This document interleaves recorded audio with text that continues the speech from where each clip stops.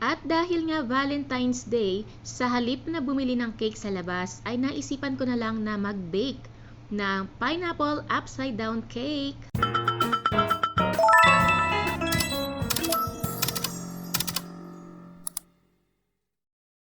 Ang una po natin gagawin ay magtutunaw po tayo ng butter at saka brown sugar sa pan, medium heat lang, at ito po yung para sa ating toppings, yun po yung una natin gagawin.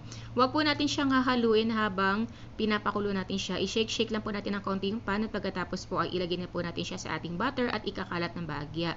Gumamit po ako dito ng pineapple in can, pwede kayong gumamit ng fresh na pineapple. Pagkatapos po ay punasan nyo na lang po ng paper towel para hindi po magkatas-katas sa atin yung pineapple dito sa ating pan. At nilagyan ko rin nga pala siya ng maraschino cherries pero depende po sa inyo, optional.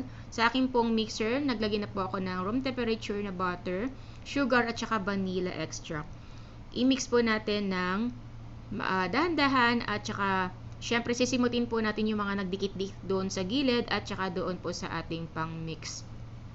So, ganyan lang po kung ano po yung ginagawa ko, ay ganyan lang din po yung inyong gagawin. Ito nga po pala yung dalawang room temperature na egg, pinaghiwalay ko po yung yolk doon sa kanyang white. So, dito ang nilagay ko lang po yung kanyang yolk na 2 peraso, at yung egg white po ay tinabi ko para po sa ating mirang na gagamitin mamaya. Yung mirang po kasi yung magpapalambot lalo sa ating cake. Ito na po yung ating dry ingredients, flour, salt at saka po baking powder. At pagkatapos ilalagay po natin siya ng dahan-dahan dito sa ating mixer. Again, dahan-dahan lang po, huwag niyo po ibuhos lahat yung ating dry ingredients para mas mag-well combine po siya doon sa ating mixer. Ito na po yung kalahati po ng ating dry ingredients. Sa pagbe-bake po talaga, hindi po kailangan nagmamadali. Talaga may tamang procedure po na sinusunod kasi konting mali mo lang po talaga or konting overmix lang ay talagang minsan pumapalpak na po siya kaagad. So, ito na po yung ating egg white. Gagawa po tayo ng merang. Ang kasama po nitong ating egg white, kapag nag-foamy na siya, ilalagay na po natin yung cream of tartar. Ayan, 1/4 teaspoon lang po niyan. At pagkatapos, i-mix pa rin po siya natin ng tuloy-tuloy hanggang sa maging peak form. Ayan, yung ganyan, na parang na siyang bula. Ayan, talagang merang na po itsura niya. Ayan, hindi po siya natatapon.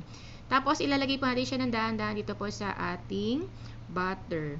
Dahan-dahan lang din po yung paglagay. Huwag niyo po din ilagay lahat-lahat dyan yung merang sa ating butter. Dahan-dahan lang din po yung pag-mix bago po natin ulit ilagay yung natira. So, patience lang po talaga yung kailangan sa pag-bake. Kaya nga po minsan pag wala po akong sa mood mag-bake or masyado akong busy, hindi po ako nagbe-bake kasi po pumapalpak po talaga siya. Ganun po talaga sa pag-bake. Ibang-iba po talaga ito sa pagluluto. Sa pagluluto po kasi talaga naman na kahit walang exact amount po ng mga ingredients ay pwede. Hindi po kagaya sa baking. So, ayan, ready to bake na ating cake at dapat po nakapreheat ang ating oven na 180 degrees Celsius at ibibake po natin ito ng 35 to 45 minutes or until golden brown po yung ibabaw. So, ayan, mabilis lang naman po ito. At tcharan! Tapos na po ang ating pineapple upside down cake!